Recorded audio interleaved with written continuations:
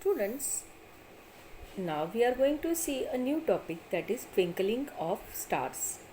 म्हणजेच चांदण्यांचं चमकणं. यासाठी आपण पहिले दोन प्रश्न बघणार आहोत. Have you seen a mirage which is illusion of the appearance of water on the hot road or in a desert? कधी कधी आपण बघतो की पाण्याचं ॲपिरन्स हॉट रोडवरती किंवा डेझर्टमध्ये. We have seen that the object beyond or above the Holy fire appears to be shaking. एखादी गोष्ट होलीची जी आग असते त्याच्यावरती जर धरली तर ती अशी वाटते की ती शेकिंग होते आहे, म्हणजेच हलते आहे. Why does this happen? हे का होतं? So let us see why this happens. The local atmosphere condition affects the diffraction of light to some extent. In both the example above, the air near the hot road or a desert surface and near the holy flames is hot.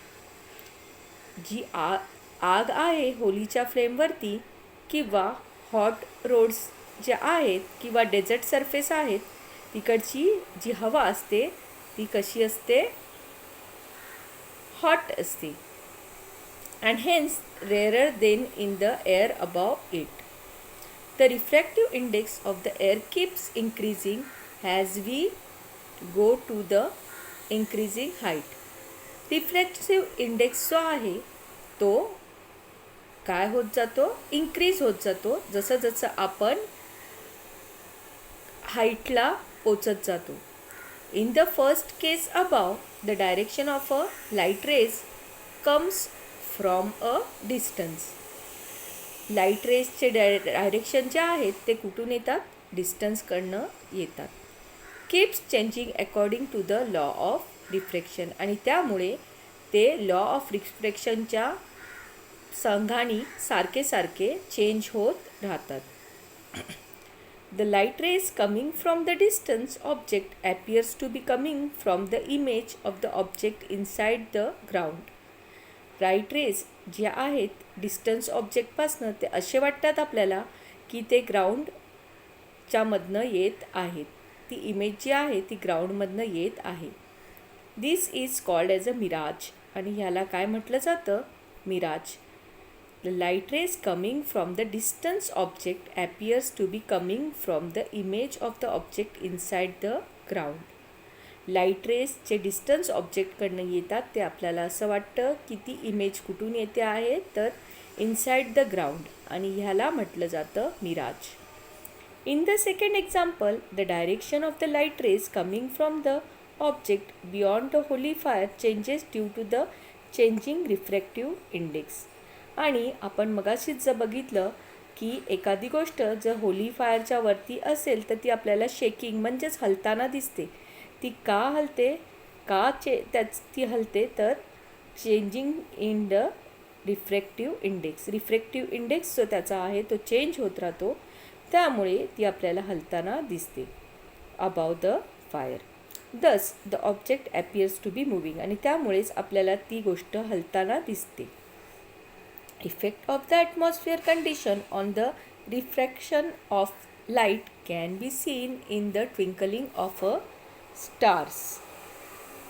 Atmosphere condition on refraction of light हे सुद्धा आपण कुठे बघू शकतो? तर twinkling of स्टार्समध्ये बघू शकतो. Stars are self luminous and can be seen at night in a absence of a sunlight. स्टार्सची स्वतःची लाईट असते त्यामुळे ते आपल्याला रात्रीसुद्धा सनलाईट नसतानासुद्धा दिसू शकतात. दे appears to be point source because of their being at a very large distance from us. ते खूप लांब असल्यामुळे ते आपल्याला खूप छोटे दिसतात. As the density of a air increases with lowering height above the surface of the earth. The refractive index also increases. Density जी एअरची आहे ती इन्क्रीज होत जाते lowering height above the surface of the earth आणि त्यामुळेच त्याचा जो रिफ्रॅक्टिव्ह इंडेक्स आहे तो सुद्धा इन्क्रीज होतो. Star lights coming towards us travels from the rarer medium to the denser medium. Star light जी आहे ती रेअरर मीडियमपासनं डेन्सर मीडियमपर्यंत ट्रॅव्हल होते and constantly bend towards the normal आणि ती सारखी नॉर्मलकडे बेंड होत राहते. This makes the star appears to be higher in the sky as appear to be its actual position as shown in the figure. त्यामुळे आपल्याला stars हे एकदम हायर पोझिशनला आहेत असं वाटतं. त्यांच्या पोझिशनपेक्षा ॲक्च्युअल पोझिशनपेक्षा ते आणखीन हायर पोझिशनला आहेत असं आपल्याला वाटतं. ते कशामुळे? कारण त्यांची जी स्टार लाईट असते ती ट्रॅव्हल कुठून होते? रेअरर मीडियमपासनं डेन्सर मीडियमकडे आणि ती कॉन्स्टंटली बेंड होते टुवर्ड्स द नॉर्मल. त्यामुळे त्यांची जी ॲक्च्युअल पोझिशन आहे त्याच्यापेक्षा ते आपल्याला जास्त हाईटला आहेत असं जाणवतं. म्हणजेच आपण इथे आता एक डायग्रॅम बघतो आहोत. ॲक्च्युली ही स्टार इथे आहे पण आपल्याला ती कुठे दिसते आहे? Apparent position of a star आपल्याला ही इथे दिसते आहे. हे कशामुळे? Increasing refractive index. Because of increasing refractive index the apparent position of a stars keeps changing a bite.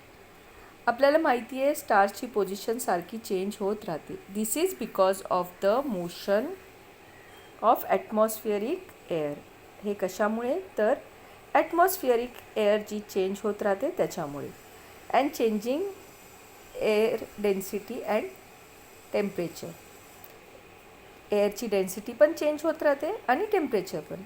Because of this the refractive index of a air keeps changing continuously. त्यामुळे जो refractive index आहे एअरचा तो सारखा change होत राहतो.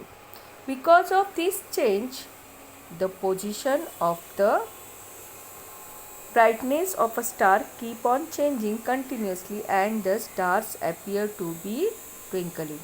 आणि त्यामुळे या सगळ्या कारणामुळे काय होतं तर पोझिशन आणि जो ब्राईटनेस स्टार्सचा आहे तो सुद्धा चेंज होत राहतो कंटिन्युअसली आणि त्यामुळे आपल्याला ते स्टार्स असं वाटतं की ट्विंकलिंग करत आहेत म्हणजे चमकतात आहेत.